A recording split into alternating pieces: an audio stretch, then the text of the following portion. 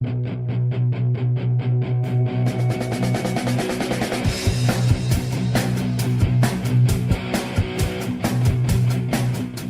to Cinema Savants. He's Todd Vandenberg, and I'm Rob Steele, and we have a remarkably small amount of movie news, even though it's been a couple of weeks. It's just a thing. I don't think there's as much movie news as there used to be. I blame the recession.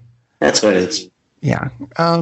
Starting off, of course, this week, as we do pretty much every week, with Disney, because Disney owns everything. And, okay, technically Disney didn't announce this. Ron Howard announced this. He announced that there's going to be a Willow TV series on Disney Plus, the streaming service of choice, apparently, which I think is a brilliant idea. It's going to actually star Warwick Davis, who played Willow in the movie, which I think is awesome. Val Kilmer, I think you said a few minutes ago that he's long in the tooth now. Is that it? I'm in better shape than he is. He doesn't need to be. I love you, Val, but no. I'm curious to see if other people from the movie are going to be in it, though. Like Mad Mardigan. I liked him. And I've seen him in other stuff since then, so why not? No, Mad Mardigan was Val Kilmer's character. Who am I thinking of? Vontgar. That's who I'm thinking of. Yes, I have watched the movie. Not recently, but that's why the names are coming slowly. Anyway, speaking of Willow, yes, apparently it's not a done deal, but I'm sure it would be a done deal because Willow is still a really popular film, even though it's been 30 plus years, not one of my all-time favorites, but I do know many people, and it is. And I'm sure they would get lots of extra viewers as if Disney needs the help. Absolutely.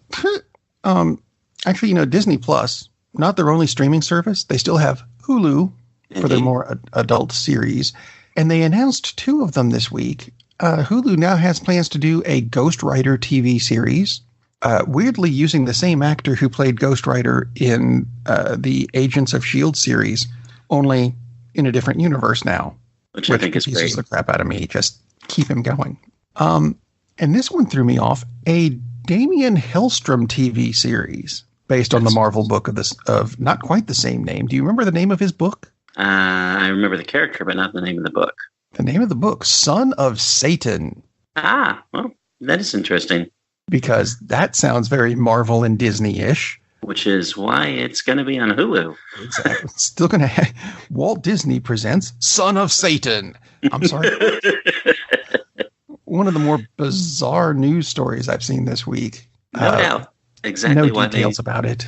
And the character, I don't know that the book existed past, 79? That's the year, not the issue number.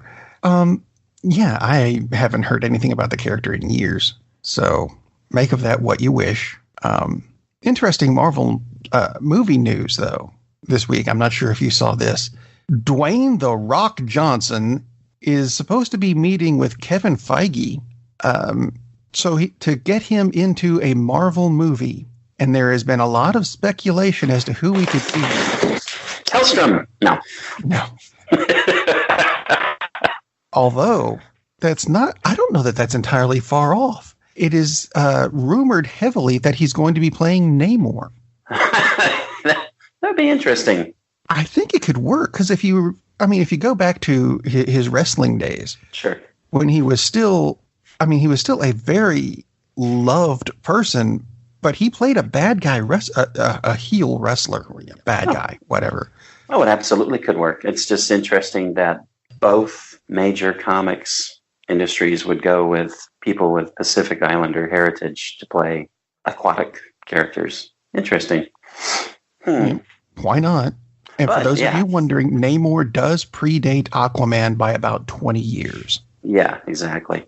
Personally, I think that would be fantastic. It's like you said, it's like, yes, The Rock can play the heel easily. And Namor definitely has those qualities to him. I think that would be brilliant casting. And as if they need help getting people into the theater to see Marvel movies, but obviously Rock has some drawing power on his own. So if he plays Namor, what's the early spin on global box office? 1.5, 1.6 billion? I mean, something like that. I mean, it's just going to be ridiculous. Ridiculous is right. I would love that. The Rock, not the box office, because I don't care about that. Well, yeah, it's not like we get any of the box office unless you want to send it to us. Yes, please Our do. mailing address is. Yeah, although the rights to the Submariner are still kind of held up at Universal, apparently. Yeah. Which is weird. So they'd have to work him into another movie, and the early talk is that he's going to be the villain in Black Panther 2, or antagonist, not necessarily villain. Which would make sense since they dropped the hint in a movie that we're going to talk about at some point. Yeah. Maybe on the review show on Friday, maybe. Hint. Spoiler. No. Let's see. Other news out of Disney Plus news, because it happened. They announced that all the Disney vault will be emptied and put on Disney Plus, and that's not quite entirely true, because they announced that they will not be including Song of the South. Oh darn! I will miss it so. But that's actually not. That's not a big surprise, really. Right. What is, to me, is that the original Dumbo, not the one that's attempting to fly through theaters now, the original version is going to be edited to, the Crow scene? Where they called, the Crow had, what was his name? Jim Crow. There we go. It's like Uncle Tom. No, that's not it. It had to do more with birds. Jim Crow, he'll be the one who gives Dumbo the magic feather that lets him fly. No, it doesn't. Is going to be edited out completely. And I'm not sure how exactly they're going to do that, but there you go. Make of that what you wish. I vaguely remember the character because it's been, I don't know, probably 40 years since I've seen the movie. Yeah. Because to me, it's not one of their better efforts to begin with. Why? No. Yeah, that's heresy, but no, it's not. Same thing with Song of the South. To me, I think they're going way overboard on this. Oh, we can't do this because this was racist. It's a product of its time. I understand that the character is offensive. I get that. But again, it's a product of its time. At the very least, put the unaltered version on Hulu if you're that afraid that people are going to be offended by it. And put a disclaimer at the beginning and say, this was made in 1940 when people were stupid. Watch the film now. Have you seen Peter Pan with the Native American thing? Right, exactly. That's still going. So, make of that what you wish. I guess the last bit of Disney news I've got, directly Disney news. There's racist, that's just kind of insane. Yeah. Last bit of Disney news comes again from, actually, it's not Disney. I apologize. If it was Disney, it would make more sense, which is not something I'm going to say very often. It's talking about a new Star Trek series, and the concept behind this Star Trek series is a bunch of teenagers find a derelict Federation ship, fix it, and wander through the galaxy in it. Now, this is why I confused it with Star Wars. If it was Star Wars, it would make more sense because derelict ships are just scattered about the landscape everywhere. No one keeps track of much of anything in Star Wars. It's an accountant's nightmare, really, as far as spaceships are concerned. Star Trek, on the other hand, you find a Federation ship, the Federation who is, 7 degrees of anal about where all of our ships are at all times?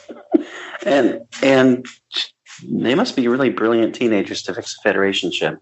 Unless it's like even if it's a shuttlecraft or something, which obviously it wouldn't be because they don't have adventures. That seems like shuttlecraft. No. Seems like a really stupid premise. Well, and also think about this: where would you find a derelict ship?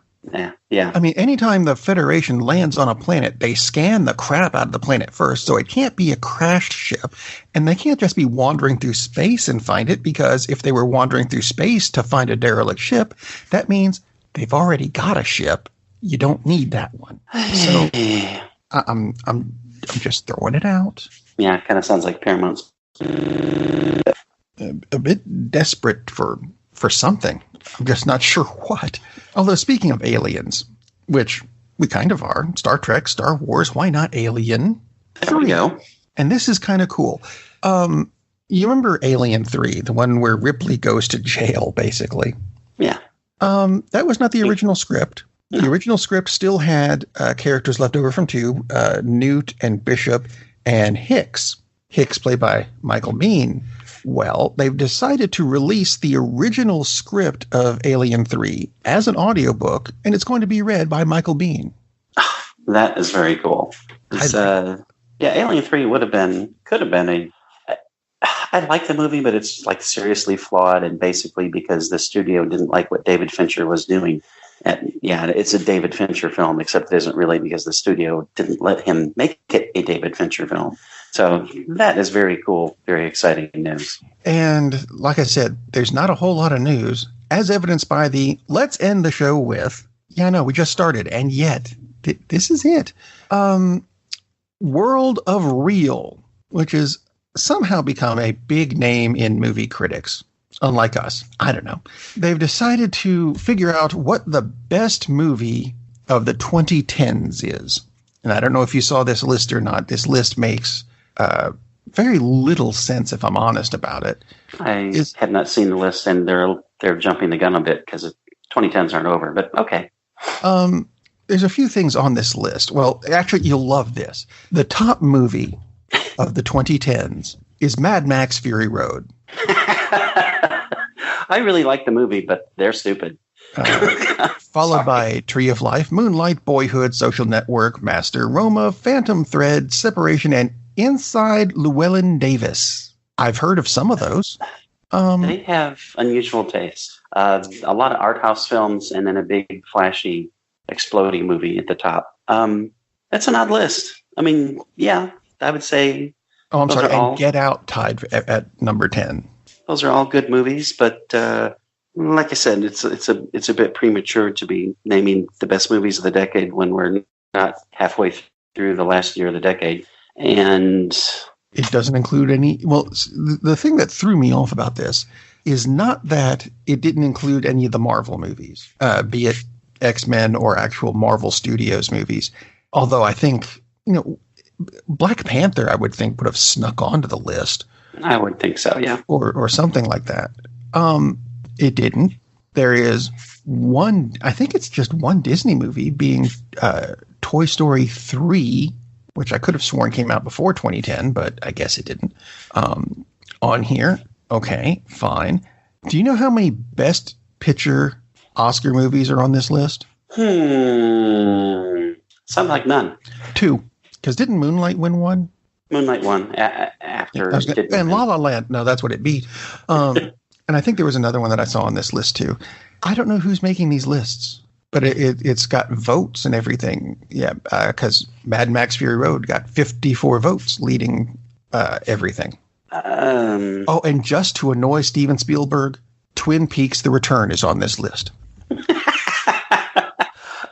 Yeah, speaking of movie news, because we had talked about that a while. This actually hit a couple of weeks ago, but the AMPAS, the Academy Award group, basically, they decided they are not going to bar Netflix from competing because they realized they would be in a world of hurt if they tried to do that legally. So, sorry, Stephen, but movies actually get to be part of the movie universe. It's a movie. Let it go. For the life of me, I still can't get what his big deal was about that. It's just, dude, they're releasing these movies theatrically so that they're eligible. Those are your own rules of your academy. Very, very odd. As opposed to the list I just found, which I don't think has any rules, because I just noticed that tying at number 64 with, I think, a lot of other movies, Bridesmaids. Really? Yeah, well. Make of that what you wish. Yeah. And otherwise, just come back on Friday when we'll have a review of this big movie that starts with the letter A and ends with a bad guy from the Dungeons and Dragons TV series, in plural. See, I lost everyone on that. That's fine. It's the Avengers movie. We're going to talk about it. Spoilers included if you're interested, because if you're one of the, 1% of the planet that hasn't seen it? Yeah. Anyway, we'll see you then. Until then, get out and go see a movie, preferably The Avengers. That way you'll understand what we're talking about. Captain, we're losing power in the warp engines. I think we should be leaving now. I'm going to go home and sleep with my wife. And on that unusually harmonious bombshell, it is time to end. I am very disappointed! Man, we have a weird job. It's shameful, but, It's a living. And like that, he's gone. Darn, that's the end.